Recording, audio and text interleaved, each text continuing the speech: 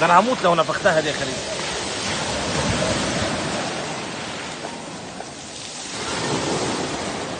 خليل ضعيفه من الفخذ على فكره.